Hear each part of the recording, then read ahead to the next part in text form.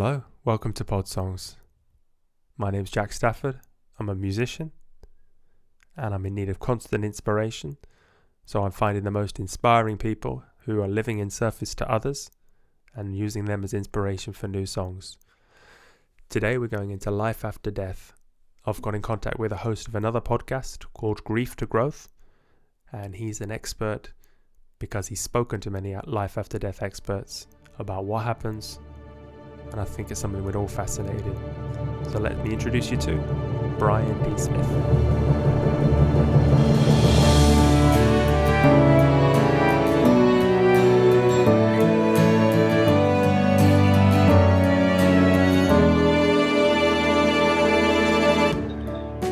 Hello and welcome to the show. Today we have Brian D. Smith, who has his own podcast called Grieve to Growth, Planted Not Buried. He's written a book by the same name. He gives coaching to people who are dealing with grief. And I just thought he was a fascinating person to talk to. So I asked him onto the show. Hello, Brian. Hey, Jack. Thanks for having me. I appreciate you being here. No problem. My pleasure. Well, maybe you could just tell us a bit about your story and how you started this Grieve to Growth podcast and how you began. All right. Well, let me see. Where do I start? I'll start with the passing of my daughter, because that's kind of what kicked off the Grieve to Growth thing. So it was 2015. My daughter was 15 years old. Her name is Shayna. Shayna Elaine, actually, is her whole name. Shayna Elaine Smith. She was a volleyball player, basketball player. She was between 9th and 10th grade. She was going into 10th grade in school. And she had been at a volleyball tournament the week before with her mother. It was a week-long tournament, playing at the national tournament. So she came home, and on Wednesday morning, June 24th, 2015, we went to wake her up, and she was not responsive. So it turned out she had passed in her sleep. So the thing is, Shayna did have a slight heart condition that had been diagnosed, and she was being monitored for. She went to see the cardiologist every couple of years. She would have this thing where her heart would speed up. It's called Wolff-Parkinson's-White syndrome. So, but it wasn't life-threatening. She'd already had a couple of procedures on it. She was on no medication or anything. So as far as we knew, she was a relatively, healthy child. So as you might imagine, that was a shock, to say the least. My life kind of really turned upside down at this point. We have two daughters, Shayna, who was 15 at the time, and my daughter, Kayla, who was 18 at the time. And Kayla was away on vacation, so we had to call her and tell her about her sister's passing. And so we got through, all of that. And it was really weird. I think it was a day after she passed. I was like, I've always liked to write, and Shayna liked to write. And she one time had a blog, and I've had blogs and stuff. And I was like, I should probably start blogging about this, just to put my feelings down, kind of as a diary. But it was open, it was public. Get it out, yeah, just get it out, just kind of process it. And I remember reading C.S. Lewis' book, A Grief Observed, many years ago, when he kind of documented what he was going through. So this was weird. I mean, this was a thought that came to me, I believe, from spirit. That it's just, I was like, let's just do a blog. So I started writing the blog. It's called ShaynaElaine.com. I just named it after Shayna. And so I've been writing the blog for several years, and some people would read it and tell me I should write a book at some point. And then It's just about how you feel. It's just like, yeah, it was just about how I feel. What was going on that day? How I was feeling, events that would happen, and so what's really interesting is probably a year or so after she passed, all these weird synchronicities started happening. People would tell me, you should contact this person. So, for example, contact this guy named Mark Ireland. His son had passed away, and he had started an organization called Helping Parents Heal.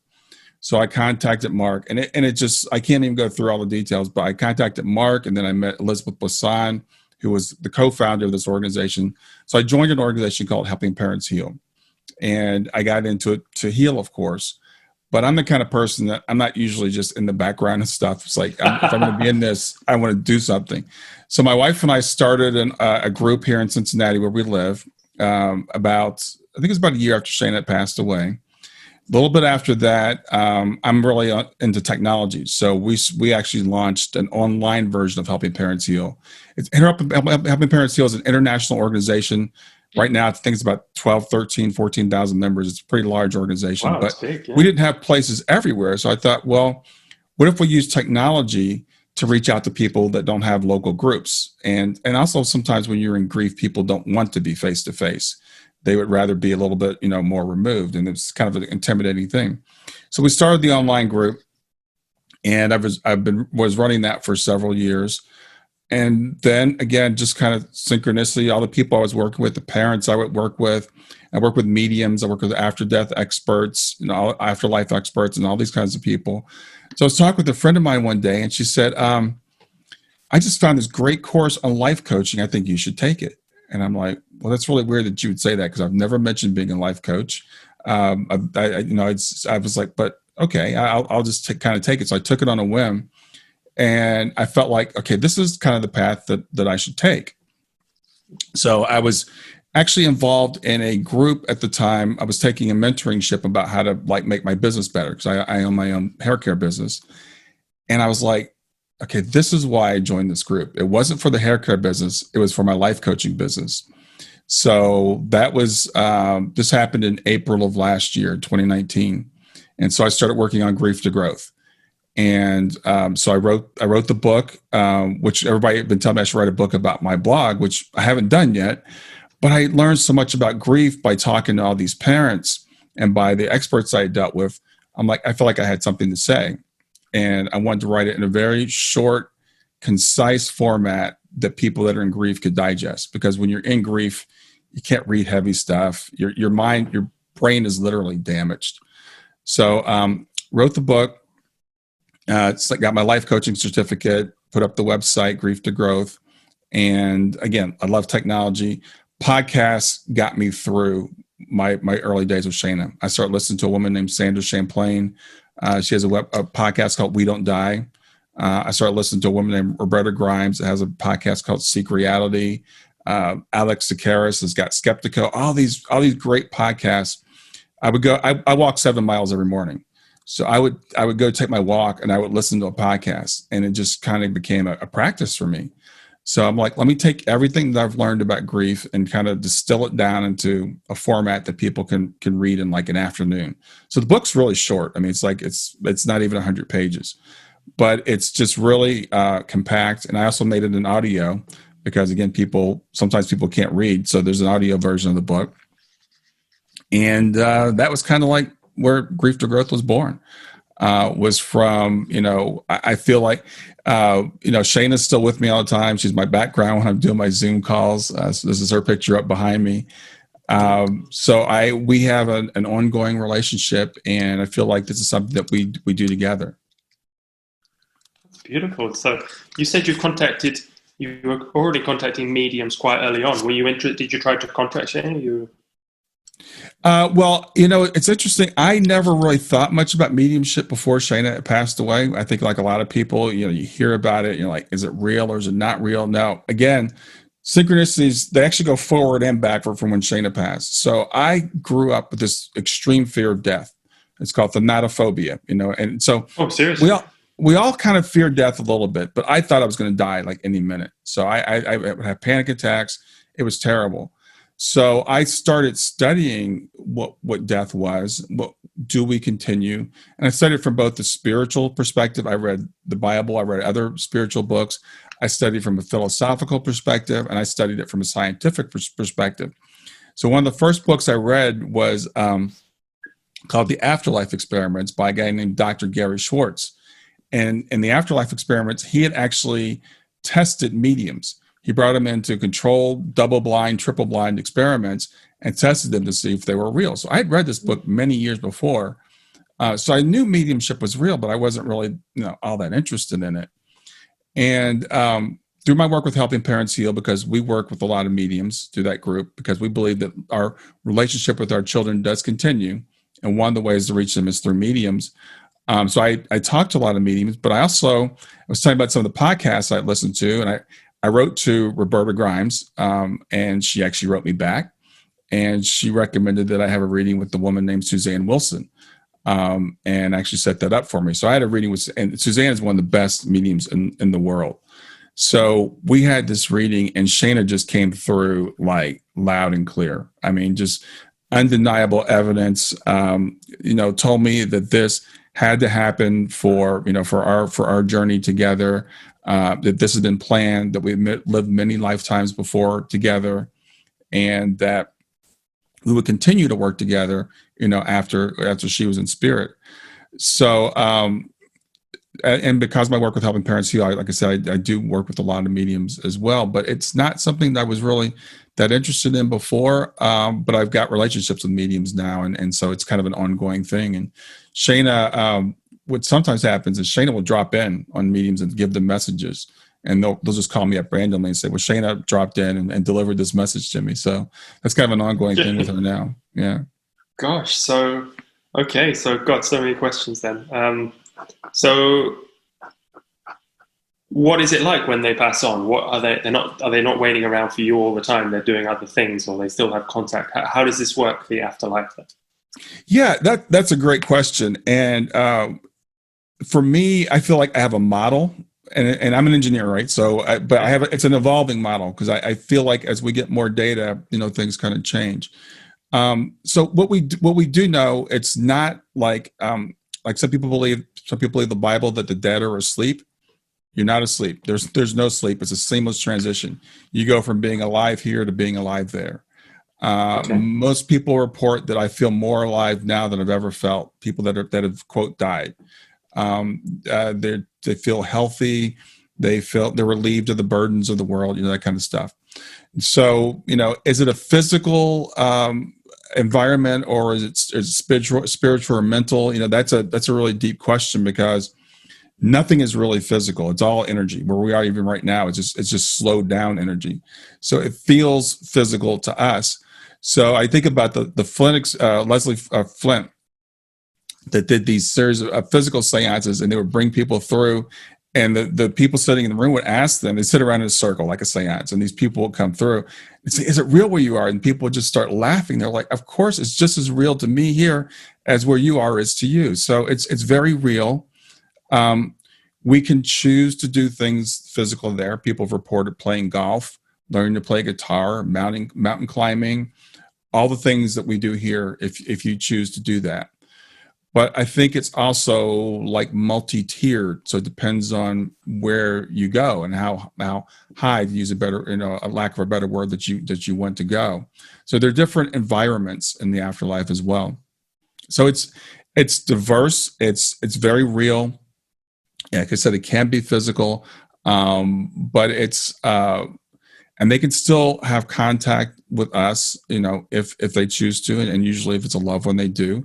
They're not sitting around waiting for us. When I think about Shayna, I think about her, having a good time. It was interesting because the week before she passed, she was on vacation.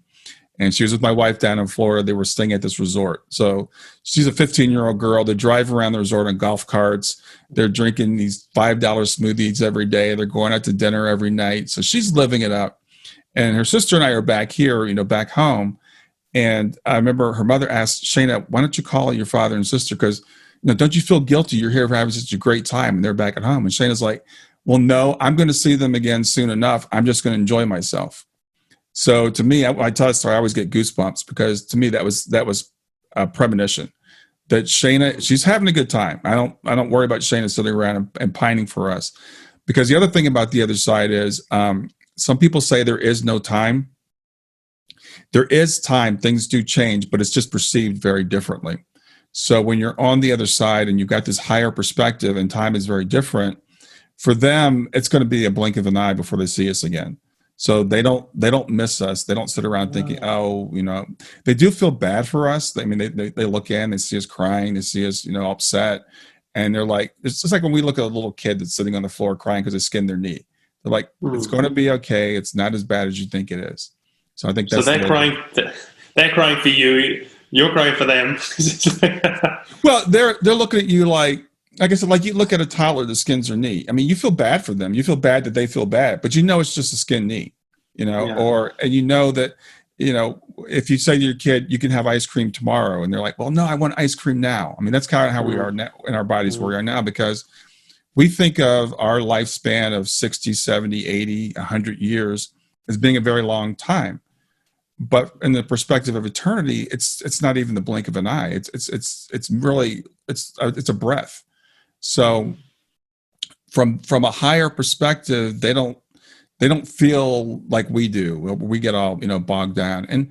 And frankly, while we have to believe that we're going to see them again, they know, because they can remember this experience and they know what it's like to be here. So and they can check in on us. So the memory isn't wiped when you're reborn there. It's right when you're reborn here. Exactly. Yeah, exactly. As a matter of fact, I've just been studying this. I just finished a book from a guy named Dr. Bernardo Kastrup, and it's about a concept called... It was my last interview. Yeah. I just interviewed him a couple of weeks ago. In fact, it hasn't even come out yet. But I love that guy. I love what he says. And what just really opened up to me is that when we're in this body, we are limited in consciousness. We're looking at it from an ego perspective. We're looking at it from a sensory perspective. And we don't actually even fully incarnate here. We think this is our entire being, and it's really not. So when we cross over, the first reunion we have, and this is a concept I got from this series of book called The Team. We have two reunions. The first reunion we have is with our higher self. So the first thing is like our memories are expanded. We remember, if you want to call it past lives, we remember past lives. We have access to all this information. We feel like we know everything because we have access to all the things that we knew before we came here. And then we reunite with our loved ones that are in spirit as well. So yeah, it's quite the opposite. Our memory is not only not wiped when we go over, we can literally remember everything. And one belief is the life review is those memories flooding back to us. All those things that right now that are here or there, or however you want to look at it, all those memories, nothing's ever lost. And suddenly we have access to all that stuff again. So the things that you did when you were 5 years old, they'll come back to you. But not only that, but like from a very different perspective, from a 3D kind of perspective. So that's a good synchronicity. We've both been chatting to Bernardo because. Yeah, I've read his books like years ago, and I've been trying to get him on my show it's been several months, and I was like, finally, I'd kind of given up. And he called me back a couple of weeks ago, and he apologized. His emails had gotten messed up because he's gotten really busy. And I just interviewed him. It was great. But he doesn't believe in continuity. He doesn't believe in reincarnation. So he doesn't believe in. He just believes you go back into the pool of consciousness, then you come out, then something else comes out. He doesn't believe in. I think reincarnation is. I'm not adamant about it one way or the other. And I was actually talking with a friend of mine who had a near-death experience, and it was really interesting because of their religious background. They don't believe in reincarnation because they believe that that's what the Bible teaches. But what's interesting is hold on. So the Bible teaches reincarnation. Well, a lot of Christians believe the Bible doesn't teach reincarnation. It actually does, and a lot of it was scrubbed out of the Bible because they wanted. I heard that too. Yeah, they're like they wanted 600 AD. The Pope said, "Hang on, I think we can make more money here if we."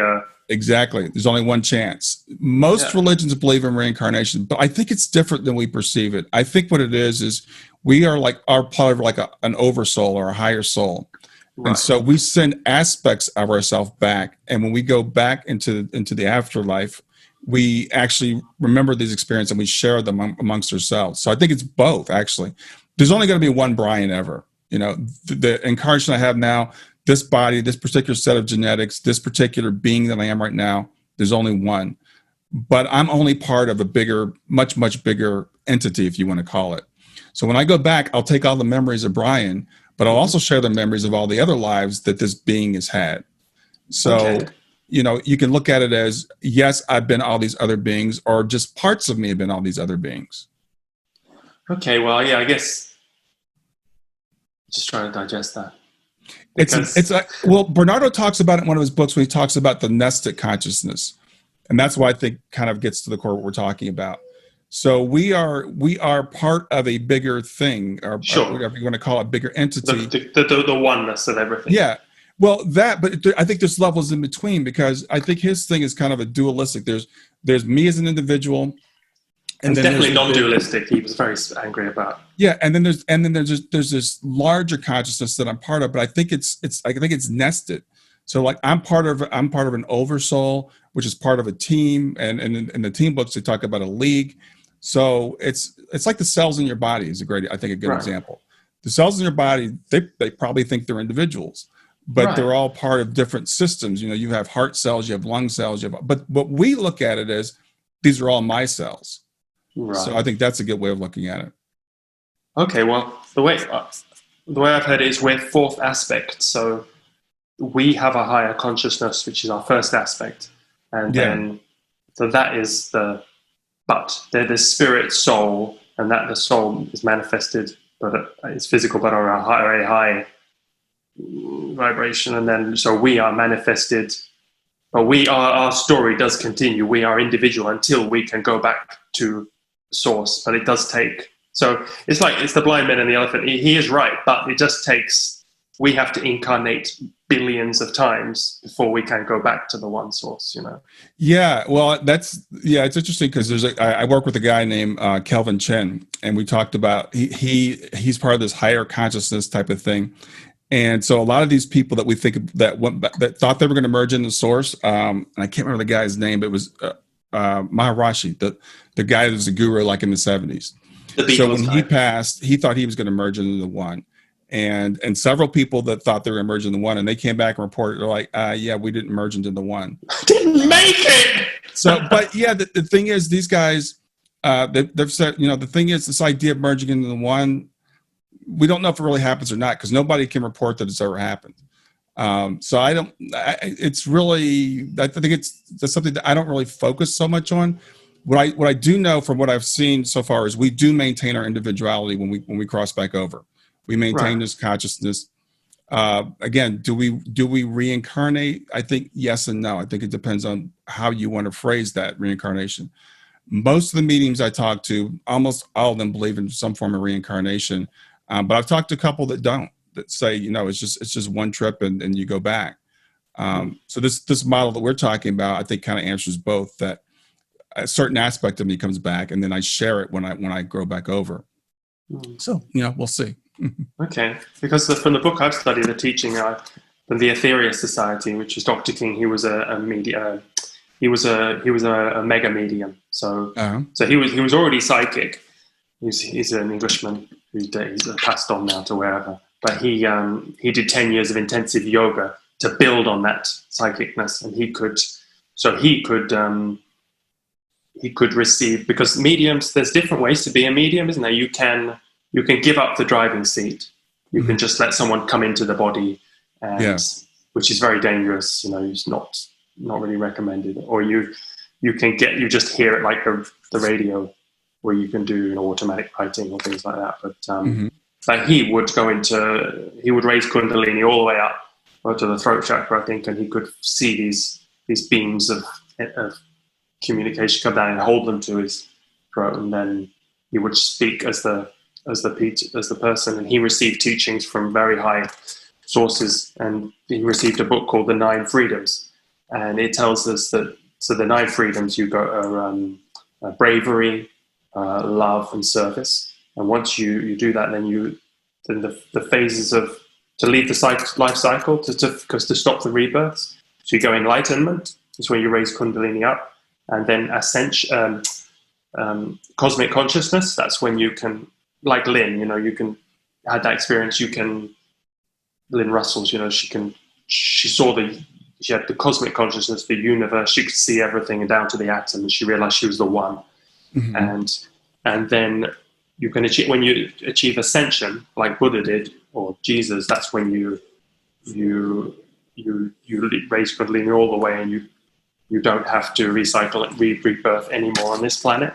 And then you're reborn onto the other planets, or you can stay in service in the higher realms on this planet, or then you go through all the classrooms. You spend maybe 1 million lives on Venus, 1 million on Mars, or I don't know how many, and then you go on to Saturn, the lower Saturnian existence, higher Saturnian existence, and then you do about 250,000 years in meditation, and then you can go to the sun. And so then the earth comes from the sun. So that's the earth is a living being that's even higher evolved. We only got to the 9 freedoms, so we can't go any higher. It's enough to think that I'll be making sunlight one day, let alone. Yeah. And so the solar system is in existence. The galaxy is a living being that's evolved from a planet. Is a human.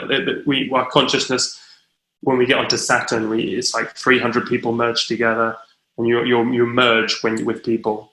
Yeah. And so everyone's kind of right. They're like the blind man and the elephant. So what Bernard's saying, you do merge together, and but there's just these. It takes a lot longer than you don't die, and suddenly you're back to God, and you're a Yeah, but there's a couple things there, because one is the idea of rebirthing, which I think some people believe is kind of like a force thing. It's mandatory. You have to come back here. And it's desire. You want to come back. People, and I don't believe that. I think you're right. I think we do. I think we come back because we want to. If we come back, and some beings are never incarnated here. So it's not a matter of you have to go through the earth thing. But the idea of merging into the one is interesting, because when we merge into the one, that's it. That's the end. That's the end of any experience, because the one doesn't really experience. So that would be an interesting goal to have the goal of annihilation, because that's really what it kind of comes down to. But I don't debate that, because I tell people, okay, we have to live one life at a time. So I'm worried about this life and maybe the next one. And once I get there, then I'll figure out what the next phase. We're here to serve, and even if this is just a computer game, we're players playing avatars. Still, the person behind that, you still have to serve them, and give them experience and help them. Mm-hmm. Yeah. So. Yeah, people can get caught up in whether this is real or not, and what I say is anything you experience is real, because the only thing that's is real is experience. So I could be a brain in a jar on a shelf. It doesn't matter. I mean, I'm still experiencing this, and it's still very real. And other people, what they experience is real. So sometimes we can get too caught up in these really higher thoughts and forget about living as an earthling, which is what that's our duty right now. How can I serve today? Because Bernard is he's leading this war against the materialists, and even the materialists, they argue, they say that I'm paraphrasing, but they say that their theory accounts for everything except themselves, because they're conscious. Yeah. Except for the only thing that we really know exists, right? We don't know that anything exists besides our consciousness. I mean, everything else could be an illusion. But all I know is, and I was telling Bernardo, this is why I never really read philosophy, because I would read things like, I think, therefore I am. I'm like, okay, isn't that obvious? Why do we have to go through, mental hoops to get there? Or Daniel Dennett, who said, well, consciousness is just an illusion. It's not real. You just think you're conscious. Well, that's like the most ridiculous thing I've ever heard. Yeah. No, I mean, so with this podcast, so you've been going since April last year, yeah? And so you've had on some, I mean, how have you gone through this curve of understanding and belief, and maybe you could... Yeah, it's really cool. And my thing is, I always reference a song. It's an American song called Hold On Loosely by 30. It was a group called 38 Special. Don't hold on to anything you believe too tightly, because it could all change, right? So it's evolving. I started off as a fundamentalist Christian and believe in the Bible literally. And then I went from that to what's called a Christian universalist, and from that to whatever. And now I call myself a Brianist, because I just take things from wherever they happen to come from. And I believe that the universe, God, consciousness, whatever, speaks truth to many of us in many different ways. And what I'm finding is most religions and even science and philosophy are saying the same thing in different ways. Mm-hmm. There's a huge core that's the same.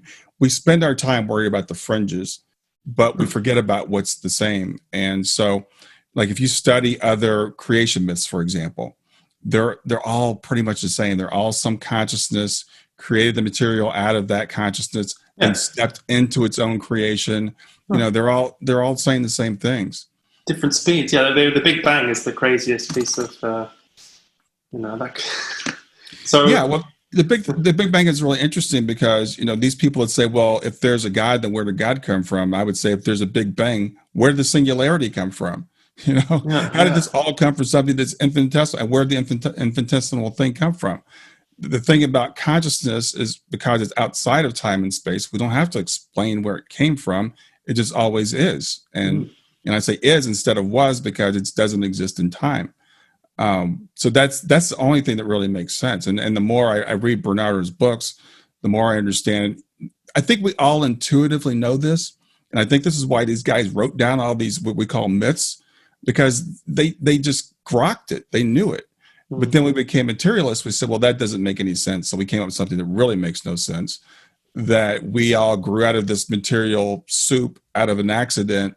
And then we got to a certain level of complexity. We developed this thing called consciousness that we can't explain and that will snuff out as soon as our bodies stop working, which it doesn't even follow any of the science of today, the consciousness science that shows, ESP has been shown time and time again through so many experiments that our senses go outside of our bodies. Near-death experiences, I know people that have been able to describe something going on in another room while they were supposedly dead, or something going across the country while they were supposedly dead. And that can't be explained by our consciousness being inside of our brain. But also Bernardo wouldn't accept that either. He didn't really. Yeah, I don't think he's there yet, and that's okay. That's okay. I think his work, and we need all these kind of people. Well, his work it lays a foundation for people who are caught up in this materialistic mindset, who think it's superstition to believe that consciousness precedes the material. They think that's what the people that have faith believe. I don't want to have faith. And Bernardo is saying it's not a matter of faith.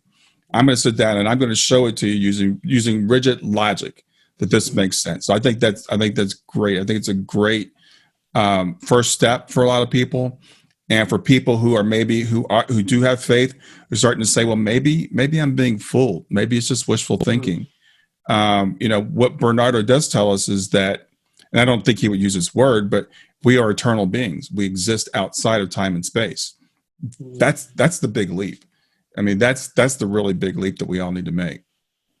Yeah, he speaks the language of the academics. He can fight on their, as you can tell, I can hardly string a couple of words together. So, it's great that he can, he can do it for us, because he can address those people, because what those people do with lay people like us is they talk circles around us, and they frankly make people feel stupid. Say, well, you're just believing wishful thinking. You're just believing fairy tales. We can scientifically prove to you that our beliefs are correct. And they're absolutely wrong. They cannot scientifically prove it, because this thing we call the hard problem of consciousness that says, okay, if you have a material thing, when does it become conscious? How does it become conscious? And what is consciousness? And they frankly just make stuff up to try to make this model work. And if you look at the idealistic model, you don't have to make anything up. It all just works. You have to take on faith, I guess, that there's consciousness that began. But if you're going to be a materialist, you have to take on faith that material is what started it all. And so these are our two options, and we can examine both of them and say which one makes more sense, which one explains our experience better. And our experience is that we have consciousness, and our experience, if we open up our minds a little bit, and like I said, look at ESP, look at mediums, look at near-death experiences, look at afterlife communications, we can see that consciousness does exist after our bodies die. So what model explains that? The materialistic model certainly doesn't, because if our consciousness is in our brain, then that says as soon as our brain dies, everything should be gone. We should have no experience. So, if you look at like Eben Alexander, the neurosurgeon that had the near-death experience, that dude understands how the brain works better than anybody. And so if the brain is shut off, then if we had anything, it would be hallucinations. They shouldn't be coherent, rich experiences, right? Rich experiences that are more real, as they say, than anything they've ever experienced while they're in the body. And as I've tried to emulate, for example, near-death experiences through different ways, the the magnetic helmet and people have zero G's or whatever, the brain, actually parts of the brain shut down. And it's like when the brain starts shutting down, you have these experiences. If you do plant medicine, it shuts down. So it makes more sense. I think the brain's more like a filter than it is a generator of consciousness. And when we start shuts those parts of the brain down, it's like suddenly things open up to us. So you interviewed this neuroscientist, this neurosurgeon? Evan Alexander, but he wrote a book called Proof of Heaven, and he's one of the most famous NDEs that there is. And I've interviewed him, but not for the podcast. I interviewed him for Helping Parents Heal. So I have spoken to him. So people like that who turn on a 1 minute their life's in this direction, the next they're completely total atheist, total neurosurgeon. I know how the brain works. It's on off. You hear or you're not. And the guy has his experience, and he's totally turned his life around. I mean, this is what he does now. Is speaks about this. I interviewed a guy named David Ditchfield, who was an atheist that had a near-death experience, and now he's written a fantastic book about his experience. And the guy came back. It's interesting. Couldn't read a note of music. He's written an opera. Couldn't paint. He's now a fantastic painter. So how does this happen? How do you have a brain injury and now you have abilities you didn't have before if the brain is all there is and we have to learn all these things? How do you explain child prodigies, for example? There's so much that the material world just doesn't explain. I mean, how many, I've never been to Arizona yet, but I've read books about it, and I've seen, I've heard people have told me about it, but so obviously I accept it. Why is this why do people have such a rigid disbelief about these things? Why do they as I've studied more and more, what I realize is this atheistic bent, this materialist atheist, is a relatively new phenomenon. It's come about in the last 100 or 200 years. Okay. Before that, everybody was a quote believer. Just about, I'm not going to say everybody, but people just accepted the fact that, the scientists that started studying the universe, they believed the universe was orderly because they believed God created it that way. And we got to a certain point as a species where we became full of ourselves and said, okay, well, now we know everything. Now we don't need this anymore. We can use our instruments to figure out the rest. And soon, like the patent office said in the 1800s, we're going to shut down the patent office because everything new to be discovered has already been discovered. And that's kind of how we just got this hubris as a species that said we know everything. But what's also really interesting, and this is little known to a lot of people, in the last 100 to 200 years, people have also started, like all these guys in like the 1920s, like Einstein and Schrodinger and Heisenberg. All these guys started saying, wait a minute, the universe is not as mechanistic as we thought it was. There's some spooky stuff, as Einstein called it, going on, and we've got now the double slit experiment that says, okay, wait, how can consciousness affect a proton? How can it affect a particle? How does this happen that when we observe this, it looks like it's a particle, but when we don't observe it, it looks like a wave? And there's been several experiments done since then that says consciousness has a real impact on the material world. So we've gotten to the point now where a lot of people are saying that if there's no observer, there's no material. And so I see us coming full circle. And I see people like Bernardo, his book, More Than Allegory, which I thought was just fantastic, where he says we can only talk about this thing that's beyond the material in terms of allegory. We can't really describe it because we don't have the language for it. So all these things that we took to be religious myths, they are myths, but they're pointing to a truth that's just beyond our capabilities as human beings to really put into words. So it really gives you a greater appreciation for some of these myths. And then, like I said, you start comparing them, wow, this is pretty much the same. These people were thousands of miles apart, thousands of years apart, and they came up with myths that kind of say the same thing. Is that something that, did they grok that? Did they just kind of, is that embedded in us somehow as human beings? So, I think we're kind of coming back around as a species to say, okay, we've got to figure this out because we're destroying ourselves and our planet because we don't know who we are. Well, people say philosophy doesn't matter and it's just academia, but it's all the bedrock of, if you think of, how much would change in our society, the health service, the financial system, if we just had a different, if we understand, better understanding, that the world would be a better place. It would transform, no? Absolutely, and that's the thing. And frankly, I would have said that before. Philosophy doesn't matter, but what I didn't realize at the time is we all have a philosophical bedrock, as you said. We all have a bent that we come at the world with, and if you come at the world with the wrong perception, everything else is going to be wrong from there.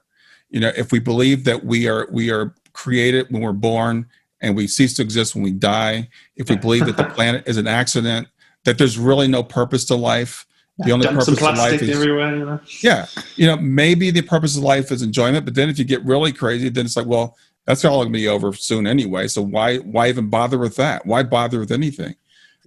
So the philosophy is actually very important. We just don't really understand that a lot of us have a really messed up view of ourselves. And as you said, it could change the planet. There's a guy that wrote a book, Charles Eisenstein, and I can never remember the name of the book. It's so long, but it's like the better world that we all imagined that our hearts knew, or something to that effect. But I read his book and I'm like, yeah, this is the way things should be. This is the way the economic system should be. This is the way the health system should be. And this is the way things would be if we all realized we're one. But we live in a society where we all say we're all individuals. It's all about me getting what I want to get, and not realizing that by doing that, I'm actually lessening what I'm able to get. If I keep things away from you, I'm actually hurting myself in a very real way, and we can't get there from where we are right now. So, what have people said of that when they're on the other they're on the other realms? They can look back on this life, they're living a life there. What do they say about that? Well, they say, first of all, you're not only all one figuratively, you're all one literally. And they'll use analogies like the body analogy or the team analogy. Does the heart get mad at the liver or the lungs and say, I'm not going to pump anymore, because that kills the body, and it eventually kills the heart. So they use these analogies to try to get across to us that you're really all one, and you should recognize it while you're there. They tell you, get ready for your life review, right? So start living every day like you're having a life review that day. And all the little things that you think aren't important are really the things that are important. Saying hi to that person in the grocery store, smiling at someone, giving someone encouragement. Those are the things that are really important. It's not what you consider the big things that are important. So it's weird. We come here with this forgetfulness, and then we try to remember. We try to remember who we really are, and we try to wake ourselves out of the dream. A Course in Miracles talks about that, about how this is basically a dream. Life is a dream. We've fallen asleep and we're living an illusion. We're living this illusion, and again, I think that's allegory. I think it's metaphor, but it's very applicable. It's like we're dreamers. We've forgotten that we're these magnificent beings, but we're laying in bed somewhere, safe and warm, and we feel like we're out here, running around in danger.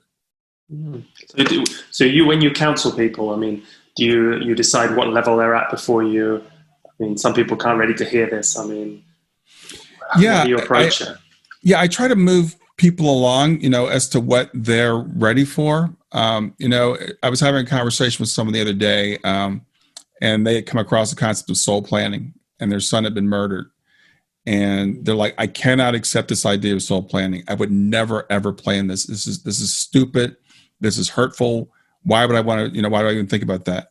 This person was very early in their grief. I would never talk to soul planning about someone that's early in their grief, because it doesn't make any sense from a human perspective. And I've seen people try to push that on people at an early stage. It can actually do more harm than good, because it makes them feel like a victim. It's like, so you're saying this was planned. So in the early stages of grief, we're just dealing with the emotions. I call it white knuckling. We're just trying to hang on. So first thing I'm talking about, like, how do I get through the day? What are the practices that I can do? Taking care of myself, eating better, exercising, meditating, all those types of things. And then we can start talking about making that shift. And you can't talk about soul planning until you make the shift from I'm a human being in a limited body to I'm an expansive, eternal being. And once you make that shift, then we can start to make sense of soul planning, for example. Why would I plan the murder of my son? Why would my son and I plan this together? Is a better way to put it. We would plan it so that you would go through this and you could help other people so that you could learn compassion. For a lot of different reasons. And I was talking with a client just before you and I got on, and we were talking about this concept, and I could see how her mother's passing had already changed her relationship with her father because it broke him open and they started having more deep emotional conversations. I could see her as she's going through difficulties now saying, okay, what is this here to teach me? I'm having this physical ailment. Why am I having this ailment?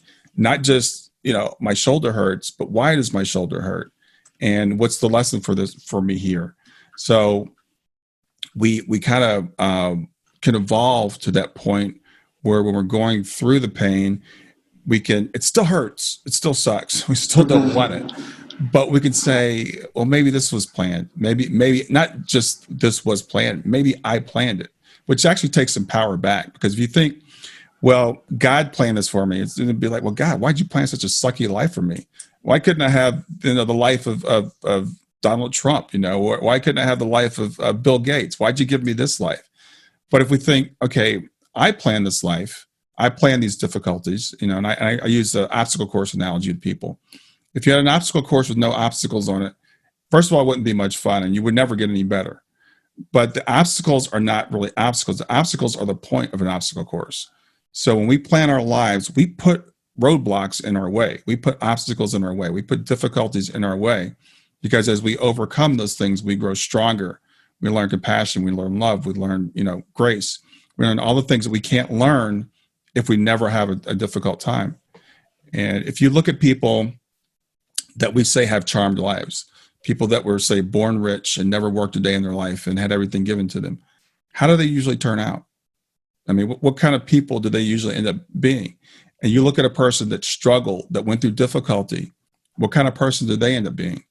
Mm-hmm. So we can see, even in our limited perspective, how these things help us grow. Yeah.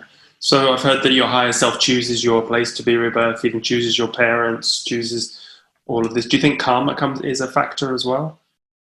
I don't believe in karma in the terms of reward and punishment. I believe, for example, let's say this. I can go this far. Let's say I murdered somebody in a past life. I might choose to be murdered in this life, or to have someone else be murdered in my family, so I could experience what that was like. I mean, I could maybe accept that. I don't believe in this balancing of I do evil and evil is done to me to balance the karmic scale. I don't believe in retribution or punishment in that sense at all. I don't think there's somebody outside. There's this outside force that's like always balancing things and saying, well, you did this, so now you have to go through that. I don't buy that. That's too much like the religion I came out of, frankly. And I don't think that makes any sense. I think I think there's natural consequences that happen, and I think that karma is more of that. I mean, if you're an evil person, you're a bad person, you're putting bad things in the universe, I think it's more likely something bad's going to come back to you. So I believe maybe in the law of attraction in that kind of a sense. Mm-hmm. But again, good and bad, those are human terms that we use to judge things that happen to us. So I'll give you an example. I have a client whose son passed away, and we would all say that's a bad thing. But this particular client says it's one of the best things that ever happened to her. Mm. She says, I have a better relationship with my son now because she has an ongoing relationship with him. And she's seen how she's grown since that happened because she's got this expanded perspective that says it's not that I'm without my son. I'm without him physically for now, but I still have a relationship with him. I'm still going to see him again. And look at all this growth that I'm going through. So, is that a good thing or a bad thing? It depends on how we choose to look at it. My daughter passing, and I miss her every day. I talk to her every day. I say good night to her every night. I say good morning to her every morning. I would give anything to have her back. But if she hadn't gone when she did, I wouldn't be talking to you. I wouldn't be doing the work that I'm doing. And I like to believe I'm making an impact in the world, and I wouldn't be making that impact if she were still here. Yeah, nobody comes over the meetings, I'm sure, and says, "I wish I'd got a bigger car, or my business was more successful, or I had just had a bit more money. I'd have been." Yeah, those are the things we want when we're here. But the other thing is, and we can learn so much if we just open our eyes.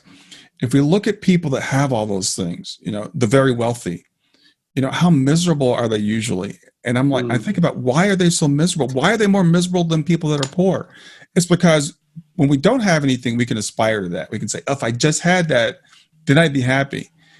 If you get everything, right, you've got the Lamborghini, you're cruising around the Mediterranean on yachts, you're whatever, then you realize this is it, and I'm still not happy. Then you're really miserable. So we have to be careful, what we wish for in terms of, wanting those creature comforts, because they never make anybody happy. I've never heard anybody say, well, now that I got the second house, now I'm satisfied. It's usually more unhappy because they have twice as many problems to take care of. So many. Yeah. Well, they're like, I can't trust people because I don't know who's after me for my money and who's after me because of who I am. And I think about, let's think about Jeff Bezos. I mean, the man has more money than we can even imagine, and he's still trying to earn more money. Why? What's that about? Why? At what level are you satiated? And I think the answer we can see for a lot of people, it's never. It just becomes something else to chase. Well, I mean, it's like desire. Creates more desire. Throwing petrol on the fire doesn't. If you want to put the fire out, it's not really a logical way to do it. Yeah, it is. So these are the things that we can try to learn from observing, what's going on around us, and try to take the lessons from the near-death experiences that people come back and tell us that it's all about love. It's like, that's it. And it's funny because I'll talk to them and say, well, it sounds so trite, and people think love's, and I'm like, yeah, but there's the same message everybody comes back with. It's the exact same message. It's all about love. It's all about taking care of each other. The only thing you can take with you is love. The acts of kindness you did. Those are the only things you're going to take with you. You're not going to take the money with you. So my wife and I, we love this show. We're watching the show called Below Deck Mediterranean. These people living these great lives and they're on yachts and stuff. And I'm like, I really want to be rich. And I'm like, but you know what? That's temporary. And we need to build up, while we're here, to use a Bible term, we need to build up treasures in heaven. So what I'm looking at right now is the things I'm doing now. They're building my treasures in heaven. And I'm going to, and not that I don't want stuff here. I do. I would like to have stuff here. I want creature comforts like everybody else. But meanwhile, I'm building what's really important, and I'm building what's really eternal, the things that we're going to have when we go back. Because I was looking at Bill Gates the other day. He says he's the most philanthropic, and he's given away 27% of his income, of his money. But he's still not ranked just behind the first spot. And he's the second richest man in the world, $108 billion. And he's not trying very hard, is he, to give it away? Yeah, he's falling short, It's interesting, I think about that, and C.S. Lewis talked about this in one of his books, about how if there were anything other than money and people hoarded it the way that people hoard money, we would say there's something wrong with them. And I use the analogy with people, I don't know why I chose it, but Twinkies. Let's say you love Twinkies. And you had barns full of Twinkies, and you just kept accumulating more and more Twinkies. Well, you can only eat so many Twinkies in a lifetime. At some point, someone would say, this is a sickness. You can't eat all these Twinkies no matter how long you live. People cannot even imagine how much money Bill Gates and Jeff Bezos That's a lot of Twinkies. It's an unimaginable amount of money. They could not spend it. Their children couldn't spend it.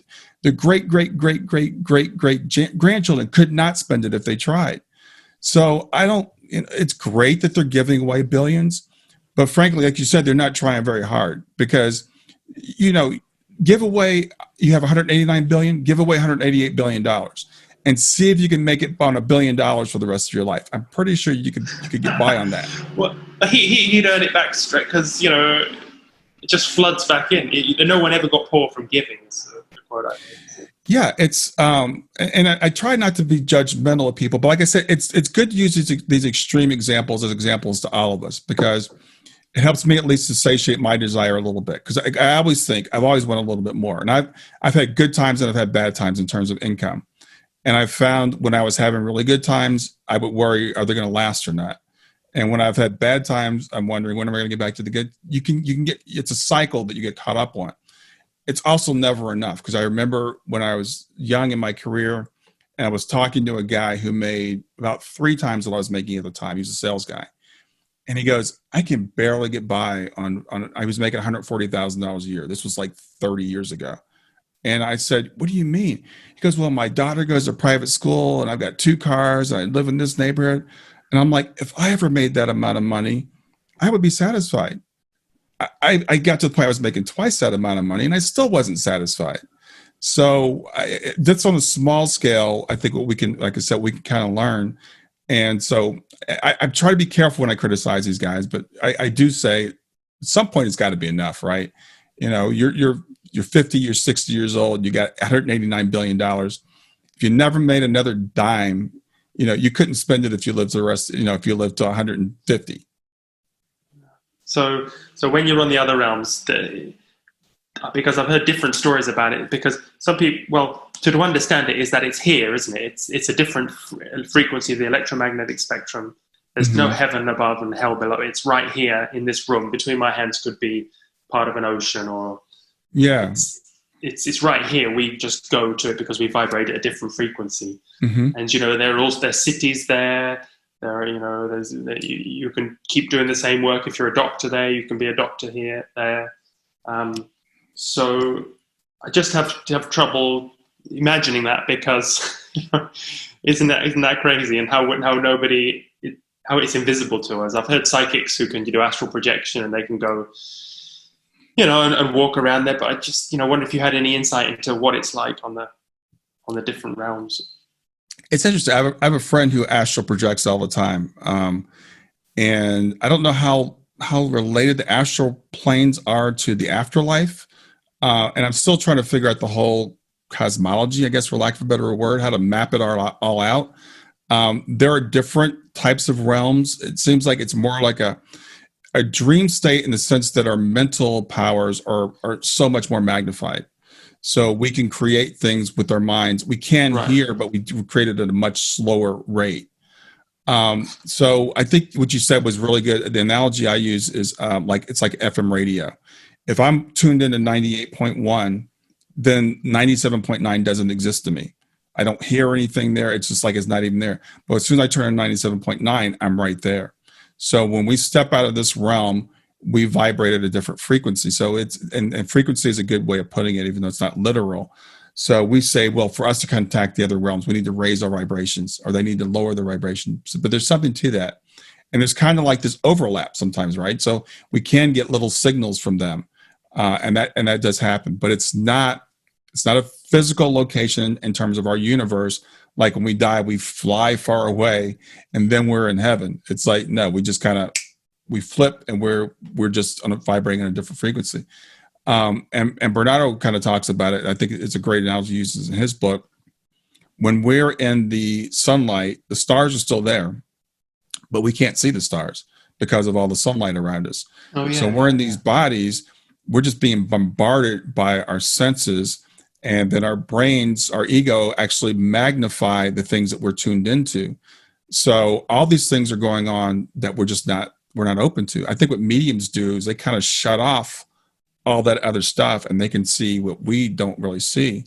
And he gave a great analogy. Like if you're sitting here and you're breathing, for example, it's like if I talk about your breathing, now you're conscious of your breath. But a few minutes ago, you weren't conscious of your breath, but you were still breathing. So all these things that are going on, there's sounds going on right now around me that my brain blocks out because my brain's concentrating on listening to you. But if I thought about it, I could hear the air conditioner running in the background. I could hear the car down the street, but I'm blocking those things out. So when we cross to the other realms and these senses get shut off, I'm not seeing through these eyes anymore. I'm not hearing through these ears. Then I'm opened up to everything that's already around me. So I think that's why when people cross over, they say things like, I could see colors I've never seen before. I could hear things I've never heard before. My thought is that all exists here. I think it's all here. We just can't see it. And when people say, you know, I crossed into heaven, I saw flowers. I've got some pictures. Actually, I'm looking at them on my desktop now. There's a photographer that used ultraviolet light to take pictures of flowers, which is the way bees see them. And they kind of glow from the inside, but we can't see it because our eyes can't see ultraviolet. So there's sounds that we can't hear. So we don't have any idea what's going on around us even right now. I mean, my daughter could be sitting here for all I know, but she just might be out of my visible spectrum. I've heard that some people, when they're developing they do practice, they develop their psychic powers, merge their physical senses with their psychic senses. And, you know, they're going to be walking down the street one day and notice a church that wasn't there before, you know, and see people on other realms. And because it's all, like you say, it's just a lot of it's what we're tuned into. I mean, they've said that people I don't know if this is true or not, but like people for a certain time couldn't see the color blue because no one used the language for it. No one really talked about it. And then we kind of developed the ability to see the color blue. And this is another thing. I think it's from one of Bernardo's books too, about perspective. In the 1500s, they say artists developed the idea of perspective. Humans have always had perspective. It's always been there, but we just didn't realize that it was there. So I think I think our bodies are one way very, very much filters because they've been developed to keep us alive, to only see the things that we need to see to keep our bodies functioning. And once we don't have that need anymore, and once we don't have these physical organs, then we get crazy things like, oh, I could see in 360. Because you're not using your eyes to see anymore. Yeah. I could see all around. I can't describe it to you, but I could see all around me. Or I could look at a leaf on a tree 100 miles away, and I could zoom in and see that leaf. And so it's because it's mental. It's not because we're depending on the physical to do it anymore. So you still have all the friends you had before. You know, you started this trip, and so you go out to dinner on a Friday night with your old friends, and you're talking about this stuff. I mean, what kind of are you getting all these looks, and how do you feel in that sort of? You know, what's really cool is a lot of my friends. I give you an example. This guy I've known for over 20 years, and we went on vacation together last year. We were at this rental. We were renting a house, and we started talking. He starts telling me all these stories about prophetic dreams he had, that his mother had. All these experiences. And I'm like, I've known you for over 20 years and you've never told me any of this stuff before. Once you start opening up to people and sharing these things with them, a lot of people start sharing them back with you. Now, there are obviously a few people that don't believe, but I was shocked when my daughter died, how many people came to me and said, yeah, when my grandmother died, every house in the clock, stopped at 4 o'clock in the morning, the time that she died.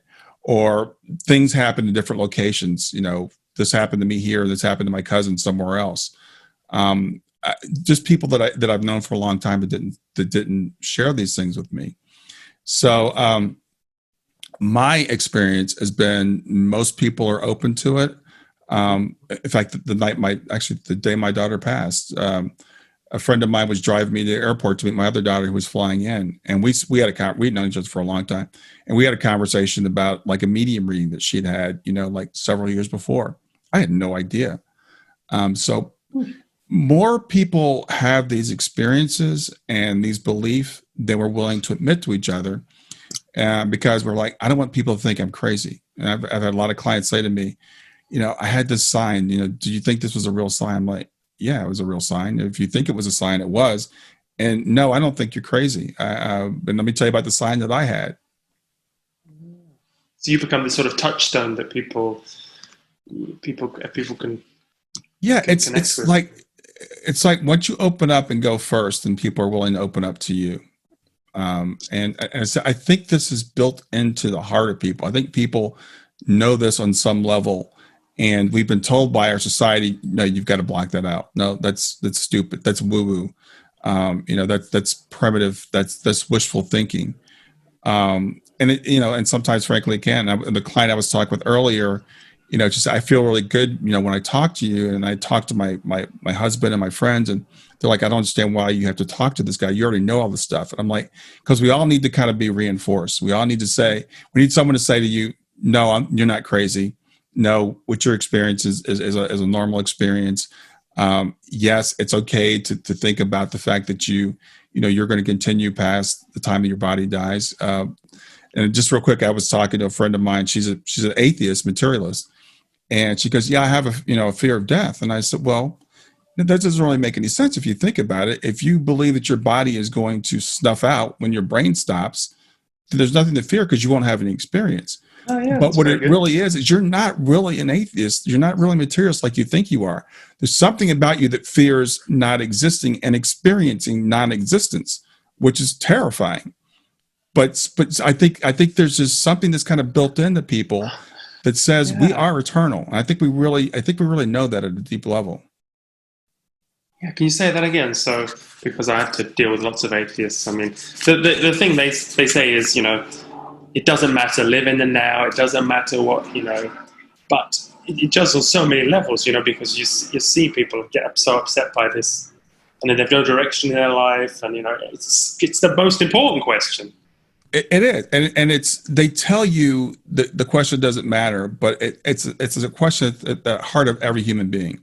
Why am I here? What's my purpose? What's going to happen to me? We all think those things.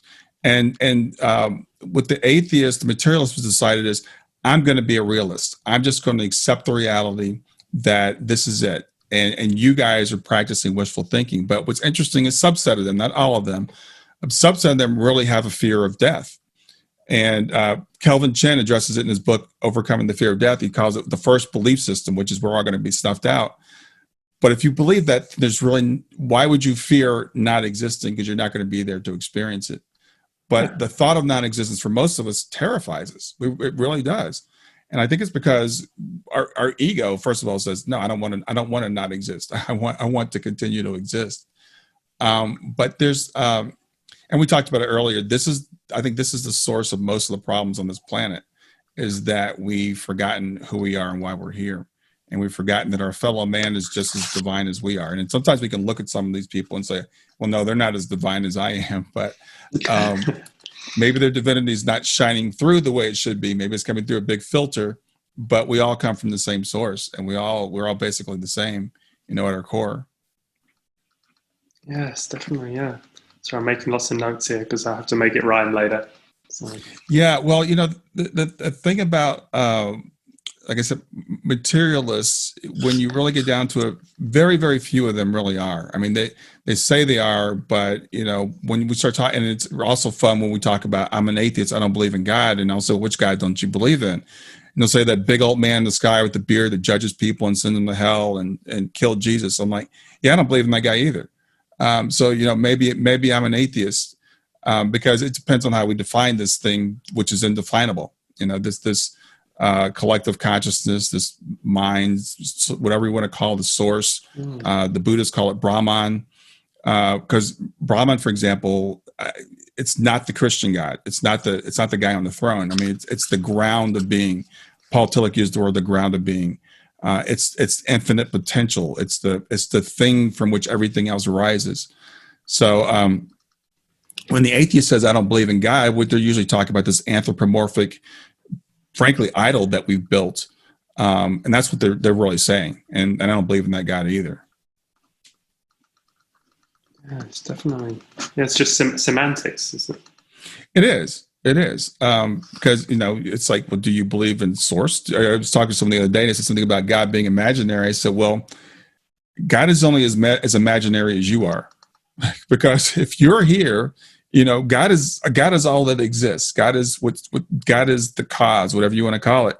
So if you're here, then God has to be, maybe not the God that you're thinking of, not the anthropomorphic thing, but something has to be the source, and there's got to be a reason. Yeah, it's like acorns saying the tree's not conscious. Yeah, exactly. Exactly. Okay. Well, this has been great, Brian. I think, you've read so many books and interviewed so many people, so I don't have to, because you've condensed it down into such a beautiful hour conversation there. So yeah, it's been a really interesting journey that continues. And what I want to say, just in closing to people, is always keep seeking. Never be afraid to keep asking questions and keep looking. Like I said, I come from a fundamentals background, and it terrified me the first few times I would learn things about the Bible, I remember reading a book once about how evolution happened, and my whole world just like changed. I was like, Genesis is not literally true, but it's, I was like, I felt like I had a house of cards, right? And you're going to pull this card out. Just keep seeking, because the truth is out there, and the truth is better than you can even imagine. And the more I study and the more I understand, the better it gets. And I was, like I said, I was reading Bernardo's book, rereading it a couple of days ago for the interview. And I see death right now as what a lot of people see as the end. It's like, it's an expansion. It's a promotion. It's an expansion. It's not only just not the end of this life, excuse me. It's an expansion. It's a returning to what we truly are. And everybody that has died, who's had an NDE, will tell you that. Anybody that's come through a medium will tell you that, don't worry about it. It's going to be great. You're going to love it. So just keep seeking. Yeah, if there's 8 billion people on the earth or something like that, then I think I've heard it said that there's 80 billion on the other realms. So, it's packed. So we are just one. Yeah. Yeah. Because I also want to, I try to get everyone I interview, I try to get them to join the Ethereal Society, which is like from the medium I recommended. And when you die, you get a guide who comes to meet you who's better than the average guide. So it's worth the subscription fee, the membership fee. I really recommend Interesting. that. Yeah, let me know about that. Yeah. You have to send them a message when you die, or someone else, family member, and then they'll communicate. But I think that's value for money. Yeah. No, like I said, it's interesting, studying all the stuff and learning how it all ties together. And that's just how my mind works, I guess. But it's really about helping other people, navigate, negotiate, where we are now, because none of the stuff makes any difference. That's why I don't get too far ahead. Like, am I going to incarnate several billion times? I don't know. But what's important for right now? And so when I talk about all this afterlife stuff, it's really, how does it apply to the way I live my life today? How does it change my perspective on, how does it help me get through the day? How does it help me be a better person? And if it doesn't help me be a better person to get through the day, then just, throw it away. And like I told the person she was all hung up in soul planning, I said, don't get hung up on it. You don't have to listen to, you don't have to believe it. And I'm not even going to tell you you're not ready for it yet. You might never be ready for it. And that's okay. If it brings you down, just let it go. But if it brings you peace and it brings you joy, then embrace it. Yeah, well, when you get your life review, that interview with your higher self, I can tell you've got the questionnaire filled out already. You've done you've taken all this knowledge, and you're applying it with your coaching to people every day to help them. So it's fantastic what you're doing. I really admire you for it. And if everyone lived like this, the world would be the paradise that we get one day. Yeah. Well, we're here for the tough times. That's what we came for. So yeah. Well, you're picking people at their toughest time and helping them through it. So, and telling them that that seems wonderful. Yeah, really an inspiration to us all. Thanks, Jack. It's good meeting you. Yeah. No, it's my pleasure. And I'll put a link to all your podcasts and your book and your website in the show notes. And it's a fantastic podcast with you've really got so many interesting people coming on there. And I really recommend checking that out. Thanks. I appreciate it very much. No worries. My pleasure. Well, I've got to get this into a song, so I'll try. And is there anything particular you'd like to focus on in the song? My daughter. Yeah. Okay. She's like I said, Shayna, when she was first born, the first night she was born, we knew she was going to be a force. And when she was 2 years old, I made the comment, I hope she uses her powers for good rather than evil. So she's still a driving force. And I just want everybody to, she always tells me I have to acknowledge her anyway, and she's not going to let me not. But I have no problems acknowledging that, that was a catalyst. That was the spark that kind of changed my path. We always have something that branches us off in a different direction, but some branches are really major. And that's been a big one for me. But obviously, because you were researching it before, you had this huge fear of death. You read a lot about it, so it all kind of does. Those synchronicities, like you say, they come before as well. So when you look,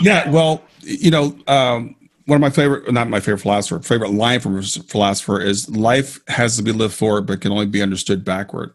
So the good thing about being 59 years old and going through everything I've gone through is I have a lot to look back on. And I encourage people, when you look back on your life and you see those tragedies, this is an exercise I'll just throw in that I do with my clients. When you see those tragedies in your life, so you draw a lifeline and you say, this bad thing happened, this bad thing happened, this bad thing happened. For every bad thing that happened, try to identify something good that came out of it. And you will always be able to find something good that came out of that, quote, bad thing that happened. Just gives you a different perspective. Okay. Yeah, the peaks, the valleys and the top, the peaks, Yeah. Fantastic. Okay, Brian. Well, thanks so much for chatting. I've really enjoyed it. I could talk to you all day, but I know we probably need to end this at some point. No, well, we could keep going forever. It's a fascinating topic, and I'm sure we'll chat again in the future. So yeah, great. Well, just send me the link to when the show comes out, and I'll see you then. All right. Thanks, Brian. All right, Jack. Enjoy the rest of your day. You too. Bye.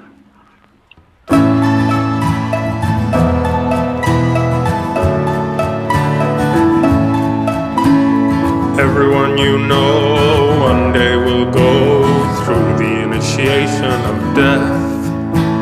You're left with grief, but it's not an emotion, it's a myriad of feelings that flow. Now whether you grieve for them or they grieve for you depends upon who's leaving who. But really you know there's nowhere they go, they're just here in a different way. So go from grief to growth, be planted, not buried, willing and ready for the next time around. Grief's not an illness, we grieve because we love and we go through it time and again. You say the deeper the love, the deeper the mourning, but how are you honoring them? They're not the same, you'll never be again. Be version 2.0. Happiness is fleeting, wealth is deceiving, fulfillment is what you should flow. And go from grief to growth, be planted, not buried, willing and ready next time around.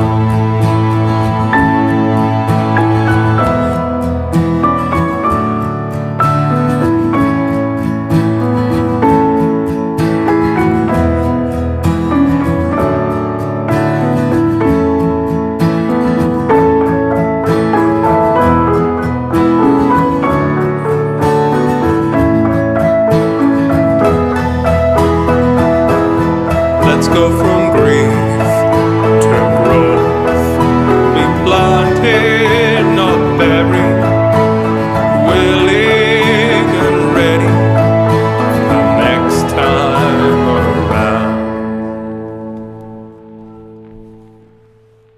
Hey, I hope you enjoyed the song. Sorry for the shitty sound quality with the recording of the interview. I recorded it in my bathroom because it was so hot in the house. But yeah, I'm learning all the time in this classroom.